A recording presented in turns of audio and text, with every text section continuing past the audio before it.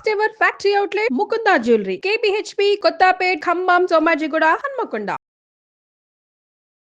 నమస్తే రమగారు. నమస్తే జయ. రమగారు, మనకి మార్గశిర మాసంలో గురువారాలకు కూడా ప్రత్యేకమైన విశిష్టత ఉంది. లక్ష్మీదేవికి పూజ చేస్తాం కదండి, ఒకసారి ఆ విశిష్టత మాట్లాడుకుందామండి. ఏటా చెప్తున్నాము, మళ్ళీ ఇప్పుడు కూడా కొత్తగా ఇంకొకసారి చెప్పుకుంటాం. మార్గశిరము పురుషోత్తమ మాసం అని చెప్పుకున్నాం ముందే. మనం విష్ణు సంబంధమైన మాసం. ఇప్పుడు మనం విష్ణు సంబంధమైన మాసాలని ముందు మాసాల్లో కూడా చెప్పాం. అవును. శ్రవణ నక్షత్ర సంబంధమైనది శ్రావణ మాసం. అప్పుడు లక్ష్మీదేవి పూజ విశేషంగా అయ్యవారిని కూడా చదువుకోండి. అక్కడి నుంచి శ్రావణం తర్వాత భాద్రపదం లేదు, ఆశ్వీజం తర్వాత కార్తీకం. ఆశ్వీజ మాసం అంతా దుర్గా పూజ చేసాం. అవును. తర్వాత కార్తీకమేమో దామోదర ప్రీత్యర్థం చేసాం. ఈ మార్గశిరము సాక్షాత్తు విష్ణు స్వరూపం. అక్కడ కార్తీక దామోదర ప్రీత్యర్థం శివాభిషేకం దుర్గాభిషేకం చెప్పుకున్నాం. శివాభిషేకం చెప్పాం, కార్తీక దామోదర ప్రీత్యర్థమే సాలగ్రామ దానం అన్ని కూడా అలా చెప్పాం. ఇక్కడ పూర్తిగా ఇది విష్ణు మాసమే. అయితే ఈ విష్ణు మాసంలో ఉన్న గురువారాలు చాలా ప్రత్యేకమైనవి. మామూలుగా మనం శుక్రవారం లక్ష్మీ పూజ చేయటం మన ఆనవాయితీగా ఉంటుంది. అవును. ఇంచుమించు భారతదేశం అంతా కూడా ఫ్రైడే శుక్రవారం లక్ష్మీదేవికి అని అంకితం చేసి ఉంచుతారు. అవును, చేస్తారు. అట్లాగే ఈ ప్రత్యేక మాసంలో గురువారం కూడా లక్ష్మీదేవికి అంకితం చేయబడి ఉంటుంది. మనం అనంగానే మనం అంతా గురువారం గురువారం అంటాం. లక్ష్మీవారం అనే వాళ్ళు చాలా మంది కనపడతారు. పల్లెటూర్లలో మనం వింటుంటాం లక్ష్మీవారం అంటాం. ఈ శుక్రవారం నాడు ఏ ఏ పనులు చేయకూడదు, డబ్బులు ఇవ్వకూడదు, ఇల్లు తడిపెట్ట పెట్టే ఇల్లు బూజులు దులపకూడదు. కొన్ని ప్రాంతాల్లో ఈ గురువారాన్ని లక్ష్మీవారం అంటాం మనకు కనిపిస్తుంది. పల్లెటూళ్ళల్లో కనపడుతుంది. అది కాక పల్లెటూళ్ళల్లో మనవాళ్ళు కాదు, తుని ఆ ప్రాంతాలు, విశాఖపట్నము శ్రీకాకుళం ఆ వైపు కొంచెం ఒరిస్సా వైపుకి వెళ్లే కొందికి దాన్ని లక్ష్మీవారంగానే చెప్తారు. లక్ష్మీవారం అంటారు. ఆ రోజున మనం ఇళ్ళు బూజులు దులపటం కానీ, తర్వాత ఏమో చెత్త బయట పడేయటము, పాత సామాన్లు తీసి బయట పారేయటము అలాంటివి కూడా చెయ్యరు. గురు శుక్ర 2 రోజులు పట్టింపే వాళ్ళకి. ఓకే. మనం మిగిలిన రోజులంతా శుక్రవారమే పాటించిన మార్గశిరంలో మాత్రం ప్రత్యేకంగా లక్ష్మీ పూజ చేసుకోవటం ఒక విధానంగా కనపడుతుంది. ఇప్పుడు మనం మామూలుగా అసలు రోజువారీ లక్ష్మీ పూజ కాకుండా మార్గశిర గురువార వ్రతం అని ఒక నోము కూడా ఉంది. నోముకు ఒక నియమం, పూజ అయ్యేదాకా ఏమీ తినకూడదు. గురువారం నాడు నెత్తికి నూనె రాసుకోకూడదు, పూజ అయ్యేదాకా తలకాయ దువ్వుకోకూడదు, ఏమీ తినకూడదు. ముందు చెప్పిందే ఇది. తర్వాత పూజ అయిపోయాక ప్రసాదం పుచ్చుకుని ఈ కథని ఎవరికైనా చెప్పాలి. తెలిసిన వాళ్ళకైనా సరే కథ విను అని ఫోన్లో అయినా కథ చెప్పేయాలి. ఇది నియమం. ఈ నియమం ప్రకారం మనకి ఇళ్లలో ఎవరికైతే మార్గశిర గురువార వ్రతాలు ఉన్నాయో, నోములు వ్రతాలు ఉన్న కుటుంబాలు కొన్ని ఉంటాయి, అలవాటుగా అనుచరణంగా వచ్చినవి. మీకు అలవాటు ఉంటే లక్షణంగా చేసుకోండి మీ పద్ధతుల ప్రకారం. అలవాటు లేదు, మనకు తెలీదు, మనం ఇప్పుడే వింటున్నాం, లేదా 4 ఏళ్ల క్రితం చెప్పడం మొదలుపెట్టాం, 4 ఏళ్ల నుంచి వింటున్న వాళ్ళు, ఇవాళే వింటున్న వాళ్ళు కూడా హాయిగా సంతోషంగా లక్ష్మీ పూజ చేసుకోండి. మార్గశిర మాసం పురుషోత్తమ మాసం కాబట్టి అమ్మవారి లక్ష్మీదేవి నిత్యానపాయిని, ఆయన్ని అనుసరించి ఉంటుంది. స్వామివారే సాక్షాత్తు స్వరూపంగా భావించేటువంటి మార్గశిరంలో ఆమెని గురు శుక్ర 2 రోజులు పూజించండి. గురువారం నాడు మనం ఎలాగో కథ చెప్తాం కదా, అవును, హాయిగా ఈ కథ వినేయండి. ఆ కథ అందేసుకుని అక్షంతలు చేతపుచ్చుకోండి. లక్ష్మీ పూజ అయిపోయాక చివర ఆ కథ విన్నాక అక్షంతలు కొన్ని అమ్మవారి మీద వేసి కొన్ని మన మీద వేసుకోండి. ప్రత్యేకంగా స్వరూపము ఏమీ పెట్టుకోక్కర్లేదు. ఓకే. మీ ఇంట్లో ఏ లక్ష్మీదేవి పటం ఉందో, ఏ లక్ష్మీదేవి విగ్రహమో ప్రతిమా విశేషమో ఉంటుంది. కొంతమంది దగ్గర కాయిన్స్ ఉంటాయి, బంగారు రూపులు ఉంటాయి, వాటికి పూజ చేసుకునే అలవాటు ఉంటే చక్కగా ఆ రూపుకే, ఆ ప్రతిభకే, ఆ ఫోటోకే పూజ చేసుకోండి. లక్ష్మీ పూజ సులువుగా చేసుకునే విధానం చిన్న చిన్న పుస్తకాలు దొరుకుతాయి. లక్ష్మీ పూజా విధానం కొనుక్కోండి, 5-10 రూపాయల్లో దొరుకుతుంది. ఓకే. ఆన్లైన్ కూడా లక్ష్మీ పూజా విధానం దొరికేస్తుంది. మీరు శ్రీ సూక్తంతో చేసుకోవచ్చు.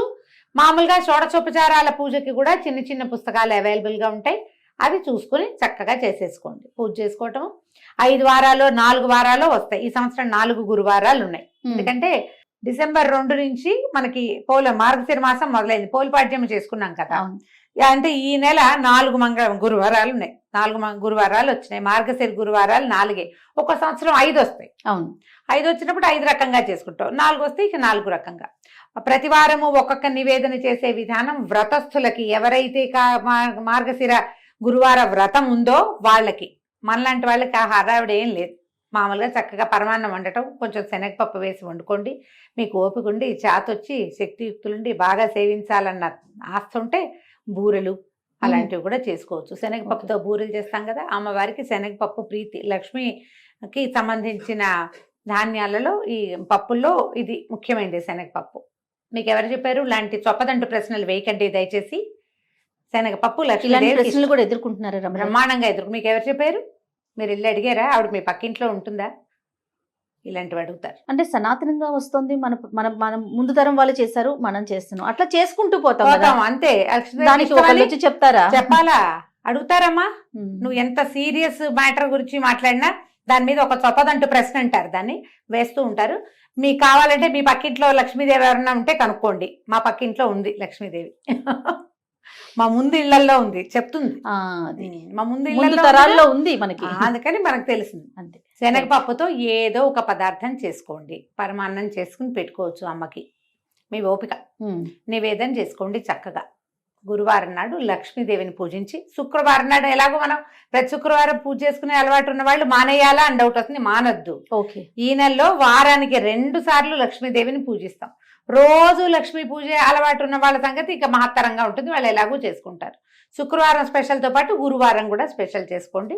దీనికి ఒక వ్రత కథ కూడా ఒకటి చెప్పబడుతుంది, చిన్న కథే, అది చెప్తాను. పూర్వం ఒక బ్రాహ్మణ కుటుంబం ఉండేది. పెద్ద భార్య, మొదటి భార్య చనిపోయింది. ఆ భార్యగా సుశీలని ఒక కూతురు ఉండేది. ఈ పాపాయి ఉండగానే తండ్రి ఇంకో ద్వితీయ వివాహం చేసుకున్నాడు. ఇలాంటి కథలు విన్నప్పుడు ఈ రెండో పెళ్ళి ఎందుకు చేసుకోవాలి, అదే భర్త చనిపోతే వాళ్ళ అమ్మ పెళ్లి చేసుకుంటుందా, ఇలాంటి ప్రశ్నలు కూడా ఎప్పుడూ తలెత్తుతూనే ఉంటాయమ్మా. పురాతనపు పద్ధతుల్లో ఏంటంటే ఆడవాళ్ళు లేనిదే ఇళ్ళు నడిచేవి కాదు. మగవాళ్లే ఆడపని మగ పని చేసేసేయటము కుదిరేది కాదు. పైగా బ్రాహ్మణ గృహాలలో వీళ్ళకి అగ్ని అవన్నీ నియమాలు ఉండేవి. తప్పకుండా యజనం చేయాలి, రోజువారీ హోమము, దానికి స్త్రీ సహాయం చాలా అవసరం. ఆడవాళ్ళు హోమానికి ఉండటమే కాకుండా సహాయానికి రెండిటికి కావాలి. ఒక ఆడపిల్ల ఉంటే దానికి వివాహం చేయాలన్నా తల్లి లేనిదే, ఆడమనిషి లేనిదే అవన్నీ సాగవు. కాబట్టి తప్పకుండా ద్వితీయ వివాహాలు జరిగేవి. పురాతన గాథల్లో మనకి ఇవే కనపడతాయి. మన తాత ముత్తాతల్లో ఇద్దరిద్దరు భార్యలు ఉన్న వాళ్ళు మనకే ఉంటారు బోళ్ళంతమంది. మనమే కొంచెం పూర్వ చరిత్ర తిరగేస్తే మన ముందు 3-4 తరాల ముందు ఖచ్చితంగా కనపడతారు. ఇక ఏం చేసేదేం లేదు దాని మీద. అయితే ఇంకో వివాహం చేసుకున్నాడు ఆయన తండ్రి.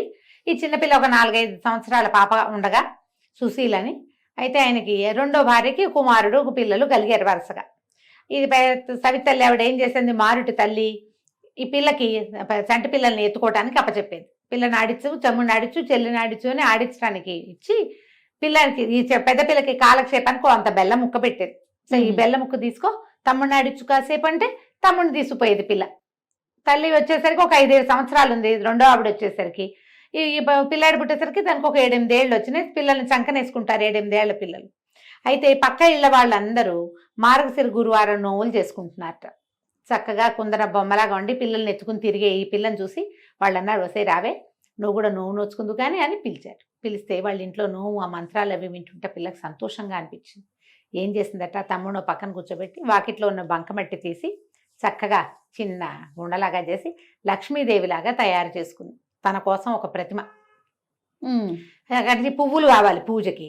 జిల్లేడు పువ్వులు తెచ్చుకుని జిల్లేడు పువ్వులతోటి ఆ లక్ష్మీ అమ్మవారికి పూజ చేసేది. షోడశోపచారాలు ఉన్నాయిగా, ఉపచారాలు చెప్పుకుని పూజ చేసి ఈ తనకి ఇచ్చిందిగా వాళ్ళ పిన్ని బెల్లం ముక్క, ఆ బెల్లం ముక్కని నివేదన పెట్టేది. మార్గశిర గురువారాలు 5 వారాలు వచ్చినాయి ఆ సంవత్సరం. 5 వారాలు చేసుకుంది. పక్కింటి వాళ్ళు వారానికి ఒక దీనిలాగా మొదటి వారం పులగం, రెండో వారం అట్లు తిమ్మనం, అలాగా 3వ వారం చక్కెర పొంగలి నివేదనలు పెట్టారు. ఈ అమ్మాయికి అవన్నీ చేత కావు, చిన్నపిల్ల కదా, మళ్ళీ పిన్నిని అడిగితే ఏమంటుందో, బెల్లం ముక్క మాత్రం నివేదన పెట్టేది. అట్లా ఏటా చేసుకునేదట. 11 సంవత్సరాలు వచ్చేసరికల్లా 3-4 సార్లు చేసేసింది. ఈ 11 ఏళ్ల పిల్లకి పెళ్లి చేశారు. వెనకాల 2-3 తమ్ముళ్ళు, 2 చెల్లెళ్ళు ఉన్నారు. అయితే పెళ్లి చేస్తే ఈ పిల్ల ఏం చేసింది, అత్తవారింటికి వెళ్ళిపోతూ ముందు వెళ్ళలా, 11వ ఏటే ఏం వెళ్ళిపోలే, అలా పంపేవాళ్ళు కాదు, వ్యక్తురాలు అయ్యాక పంపించేవాళ్ళు.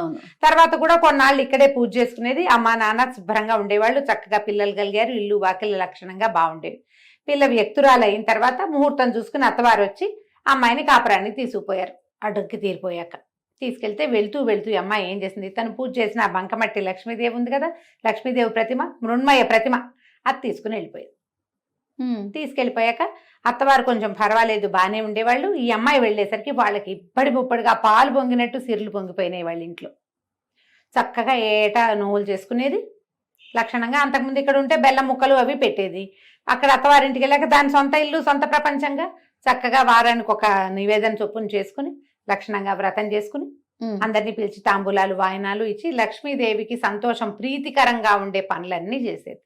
ఇప్పుడు ఇక్కడ ఒక ప్రశ్న, లక్ష్మీదేవికి ప్రీతికరమైన పనులు ఏమిటి?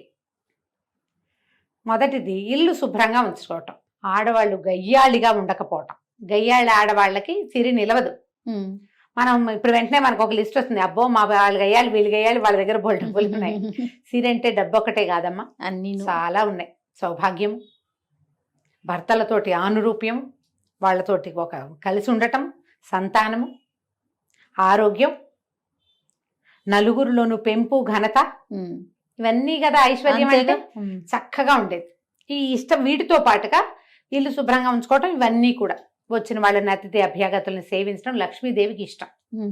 ఇల్లు వాకిళ్ళు శుభ్రం, మనుషులు శుభ్రంగా ఉండటం, పూజ గది ఎప్పుడు కళకళలాడుతూ ఉండటం, వచ్చిన వాళ్ళని కనుక్కోవటం, మంచి ప్రవర్తన, పోట్లాటలు కలహ కారణాలు ఉండకపోవటం, అవి లేని చోట లక్ష్మి ఎప్పుడు స్థిరంగా ఉంటుంది. అన్ని రకాల లక్ష్ములు బాగుంటాయి. అయితే ఏమైంది, ఎప్పుడైతే ఈ పిల్ల వివాహం అయ్యి అవి అటు తీరి వెళ్ళిపోయిన తర్వాత మెల్లిగా తండ్రి పరిస్థితి దిగనాసిల్లిపోయింది. నానాటికి తీసుకట్టు నాగం భట్టు అయ్యింది. చివరికి కూతురు బాగా సంపన్నురాలు అయ్యేసరికి వీళ్ళు దిగనాసిల్లిపోయారు. ఏమిటో ఎప్పటికప్పుడు పోవటమే వాళ్ళ ఇంట్లో, ఏది నిలిచేది కాదు. ఎంతో బాధగా ఉండేది తల్లికి తండ్రికి. అయితే ఏం చేశారట వాళ్ళు, తమ్ముడిని పంపించిందట పినతల్లి. కొంచెం పర్వాలే బాగానే చూసింది, ఎంత పెద్దగా అయ్యాలేం కాదు ఆవిడ. అక్కయ్య దగ్గరికి వెళ్ళరా, మన పరిస్థితి బాగుండలేదని చెప్పు, ఏదైనా ఇస్తే పట్టుకురమ్మని పిల్లవాడిని పంపించింది. కొడుకేమో వెళ్ళాడు వాళ్ళ ఇంటికి. వెళ్తే అదే అక్కయ్య వాడికి అన్నం పెట్టి అన్ని 4 కనుక్కుని, అయ్యో వీళ్ళ పరిస్థితి బాగుండలేదు, డబ్బుగా ఇచ్చి పంపిస్తే చుట్టుపక్కల వాళ్ళు చూస్తారు, భర్త వాళ్ళు ఏమనుకుంటారోనని ఏం చేసింది, ఒక వెదురుగాడని ఇంత పొడుగాటి కర్రని జాగ్రత్తగా తొలిపించి దాని నిండా బంగారు నాణేలు పోసి దాన్ని కవర్ చేయించేసి, ఒరే ఇంటికి పట్టుకెళ్ళరా తమ్ముడు అని కర్ర చేతులు పెట్టింది. ఈ పిల్లాడు అది అక్క కర్రే ఇచ్చింది అనుకున్నాడు, అందులో డబ్బులు ఉన్నాయన్న సంగతి తమ్ముడికి అమ్మాయి చెప్పల. కర్ర పుచ్చుకుని వెళ్ళాడు. వెళ్ళేసరికి అలా మధ్యదారిలో ఎక్కడో కర్ర దేనికో ఆనించి ఎక్కడో కూర్చుని పడుకుని నిద్రపోయాడు. అది వాడి సొంత కర్ర కాదు కదా, అలవాటు కూడా లేదు, మర్చిపోయి వెళ్ళిపోయాడు. ఎవరో చేపాటి కర్ర బాగుందని తీసుకుపోయారు. వాళ్ళ అదృష్టవంతులైతే వాళ్ళకి దొరుకుంటుందా లక్ష్మీదేవి. తల్లి అడిగింది, ఏమి ఇచ్చిందిరా అక్క అంటే, ఏమో నమ్మ కర్ర ఇచ్చింది, అది నేను ఎక్కడో వదిలేశాను అన్నాడు. ఆవిడికి అర్థం కాల, కూతురు ఏం పంపింది ఏమిటి సంగతి. మళ్ళీ కొన్నాళ్ళు పోయాక మళ్ళా కొడుకుని పంపించింది. కొడుకుని పంపిస్తే ఈ అమ్మాయి ఏం చేసింది, ఈసారి నాన్న కోసం ఒక జత చెప్పులు కుట్టించాను, చెప్పులు పెట్టుకెళ్ళమని ఆ చెప్పులు జాగ్రత్తగా పక్క కుట్లు ఊడదీసి చెప్పులు నిండా బంగారం కాసులు పెట్టి కుట్టించేసి చేతిలో పెట్టింది. ఇప్పుడు చెప్పలేదు. పిల్లాడు చెప్పకూడదు, ఊరికే చెప్పులు నాన్నకి అంటే పట్టుకుపోతాడు అనుకుంది. ఒక గుడ్డలో చుట్టిచ్చింది. వాడు ఆ చెప్పుల మూట దీని మీద పెట్టి ఒక గట్టు మీద పెట్టి చెరువు గట్టును పడుకున్నాడు చల్లగాలికి. ఎవరో చెప్పులు పెట్టిపోయారు. 3వసారి మళ్ళీ పంపించింది తల్లి 2 నెలల తర్వాత. ఈ అమ్మాయి ఒక గుమ్మడికాయ పై డిప్ప తీసి లోపల గింజలన్నీ తీసేసి దాని నిండా బంగారు కాసులు పోసి పంపించింది. ఆ బంగారు కాసులు గుమ్మడికాయ కూడా వాడు వదిలేశాడు. అంటే సంధ్యావందనాన్ని దిగాడు, ఎవరో గుమ్మడి పండు బాగుందని బ్రాహ్మలు ఎవరో వెళ్తున్న వాళ్ళు ఎవరో వదిలిపెట్టి పోయారనుకుని తీసుకుపోయారు. ఇక చివరికి తల్లికి అనిపించింది, ఇక్కడ అమ్మాయి ఏదో సహాయం చేయడానికి ప్రయత్నం చేస్తోంది, పంపిస్తోంది ఏవో వస్తువులు, సరిగ్గా తేలేకపోతున్నాడు. సరే నేనే వెళ్తానని తండ్రిని పెద్ద కొడుకుని వదిలిపెట్టి చిన్నపిల్లలు ఆడపిల్లలు ఉంటే వాళ్ళందరినీ వెంబడి పెట్టుకుని పెద్ద కూతురు ఇంటికి వెళ్ళింది. తల్లి పేదగా ఉన్న తల్లి మాసిపోయినట్టున్న చెల్లెళ్ళని చూసి పిల్ల బాధపడి తల్లిని చక్కగా పోషించి 10 రోజులు ఉంచుకున్నాక ఇదంతా ఏం జరిగింది ఏమిటి మాట్లాడుకుంటే, అమ్మ బంగారు కాసులు పోసానే ఏమైపోయినాయో అంటే, ఎవడో అదృష్టవంతులకు దొరికింది, మనకు అదృష్టం లేదు. ఈ అమ్మాయి ఏమంది, ఇంకా 10 రోజులుంటూ మార్గశిర మాసం రాబోతుంది, నేను మార్గశిర గురువారం నోవులు నోచుకుంటానమ్మా, నాతో పాటు నువ్వు కూడా నోచుకుందు కానీ ఇక్కడే ఉండమని తల్లిని చెల్లెళ్ళని ఉంచుకుంది. ఏమీ తినద్దమ్మా, గురువారం పొద్దున్నే చెప్పింది, ఏమీ తినద్దంటే సరేనంది ఆవిడ. పిల్లలందరినీ కూర్చోబెట్టి సద్దెన్నాలు పెట్టమంటే అమ్మమ్మ సద్దన్నం పెడుతూ పెరుగన్నంలో ఉప్పేయి అన్నారట పిల్లలు. ఉప్పు సరిపోయిందో లేదో చూద్దామని ఒక సద్దెన్నం ముద్ద నోట్లో వేసుకుంది. కూతురు, అయ్యో అమ్మ అన్నం తిన్నావు ఇంకేట పనికి వస్తుంది, తినకూడదుగా, మెతుకు కూడా పోకూడదు లోపలికి. కూతురు నోచుకుంది నోము. తల్లి సర్దు కూరుకుంది, ప్రసాదం తిని ఊరుకున్నారు. రెండో వారం ఏం చేసింది, పిల్లలకి నెత్తికి తలగా నూనె రాస్తూ ఆ నూనె చేతులు నెత్తికి రాసుకుంది. చాలా మంది చేస్తాం అట్లా. ఇప్పుడు మాయిశ్చరైజర్ కూడా ఎక్కువ పోసుకున్నాం అనుకో చేతిలో, ఎవరో రాసేస్తాం.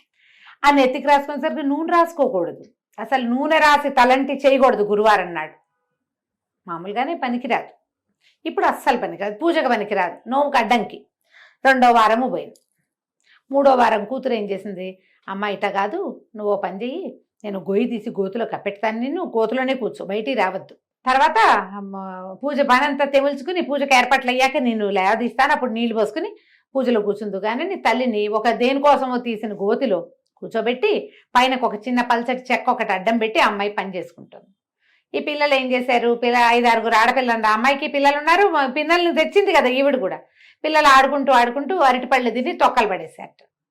ఈ పల్చటి చెక్క వీళ్ళు ఇడిదిరిగా చెక్క తొలగిపోయి అరటిపండు తొక్కు ఈవిడ దగ్గర పడింది. ఈవిడ అప్పటికి 2-3 గంటల నుంచి ఆ గోతలో కూర్చునుంది. అరటిపండు చేత్తో పుచ్చుకుంటే దాని లోపల అడుగుని ఇట్లా గుజ్జల్లే ఉంటుంది కదా, ఊరికే ఇట్లా గోరుతోటని ఇలా 4కి రాసుకుంది. 3వ వారం కూడా పోయింది.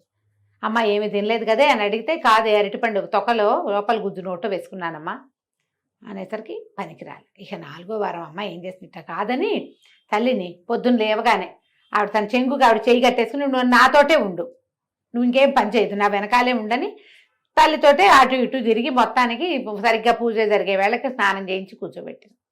తల్లి పిల్ల ఇద్దరు నూనె నోచుకున్నారు. తాంబూలాలు వాయనం పెట్టారు లక్ష్మీదేవికి. పెట్టి లక్ష్మీదేవిని ప్రార్థించింది. ఈ ప్రతిమ ఉంది కదా, ఆ ప్రతిమలో నుంచి లక్ష్మీదేవి లేచి వచ్చేదట అమ్మాయి దగ్గరికి. లేచి వచ్చి కూతురు వాయనం తీసుకుని తల్లి వాయనాన్ని వదిలిపెట్టేసింది. లక్ష్మీదేవిని అడిగింది ఈ అమ్మాయి సుశీల, అమ్మ ఎందుకు మా అమ్మ వాయనం తీసుకోలేదు, మా అమ్మ వాయనం కూడా తీసుకో అని అడిగేసరికి, నేను తీసుకోను, నేను చిన్నప్పుడు నువ్వు చిన్నపిల్లగా ఉన్నప్పుడు మీ అమ్మ నిన్ను చీపురు పెట్టి కొట్టింది, నాకు గుర్తులేదమ్మా, నీకు గుర్తులేకపోయినా నాకు గుర్తుంది, నువ్వు నోవు నోచుకుంటున్న రోజున చీపురు పెట్టి కొట్టింది, అందుకని మీ అమ్మ వాయనం నేను వల్లను, నేను వెళ్ళిపోతున్నాను అనేసరికి ఇలా సుశీల లబలబలాడి బతిమలాడుకుని, పుట్టింట్లో ఉండగానే కదా నేను నేర్చుకున్నాను, నిన్ను పూజించడం నేర్చుకున్నాను, మా అమ్మ మా పుట్టిల్లు ఇట్లా గది కడుక్కుపోతే ఎట్లా నాకు సాగుతుంది, నా తమ్ముళ్ళు అందరూ బాగుండాలి కదా అని బతిమలాడి అమ్మతో క్షమాపణలు చెప్పించి ఇంకెప్పుడు చేయదు, ఎప్పుడూ చేయలేదు. ఆ రోజు ఏదో చంటి పిల్లలతోటి బాధపడుతూ మా అమ్మ అట్లా ఉద్రేకంలో చేసింది, తర్వాత నన్ను బాగా చూసుకుంది, నాకు పెళ్లి చేసింది, పురుళ్ళు పోసింది అని బతిమలాడి లక్ష్మీదేవిని ఒప్పించింది. అప్పుడు ఆవిడ ఆ వాయనం తీసుకుందట. ఆ తర్వాత ఆ తండ్రికి అన్ని రకాలుగాను కలిసి వచ్చింది. తండ్రి పిల్ల తర్వాత చెల్లెళ్ళు పెళ్ళిళ్ళు అయినాయి, తమ్ముడికి పెళ్ళి సంతానం కలిగింది, పుట్టిల్లు కూడా చక్కగా ఉంది. దీంట్లో ఈ కథలో నీతి ఏమిటి, మనతో పాటు మన పుట్టిల్లు కూడా బాగుండాలని కోరుకోవాలి. లక్ష్మీదేవికి అత్యంత ఇష్టమైన విషయాలలో తను ఎక్కడి నుంచి బయటకు వచ్చానో అది కూడా బాగుండాలన్న కోరిక ఉండటం ఆమెకి ఇష్టం. పుట్టింట్లో అదంతా లాగేసుకుని అత్తారింట్లో దాచిపెట్టుకునే రకాలు ఎన్ని ఉన్నాయి, ఇప్పుడు చాలా ఉంటాయి. ఈ రకాలు మార్చుకోండి. పుట్టిల్లు వృద్ధి కావాలని కోరిక ప్రార్థించేటప్పుడు దేవుడికి దండ పెడతాం, మా ఆయన, నా పిల్లలు, మా అత్తగారు, మా ఇల్లు, మా ఇంటి పేరు, అదొకటే కాకుండా పుట్టింటిని కూడా ఆడవాళ్ళు కోరుకోవాలని ఈ కథ చెప్తుంది. ఈ కథ విని అక్షంతలు వేసుకోవడం, అమ్మవారి మీద అక్షంతలు వేసి మన మీద కూడా అక్షంతలు వేసుకోండి. పూజ అయిపోయినట్టే. మీరు నివేదన చేసిన పదార్థాన్ని చక్కగా ప్రసాదంగా స్వీకరించండి, చుట్టుపక్కల వాళ్ళకి పెట్టండి. లక్ష్మీకరము అని అనుకునేటువంటి పసుపు కుంకుమ, తర్వాత ఏమో మనము పళ్ళు పువ్వులు అలాంటివి వాయనం ఇవ్వండి.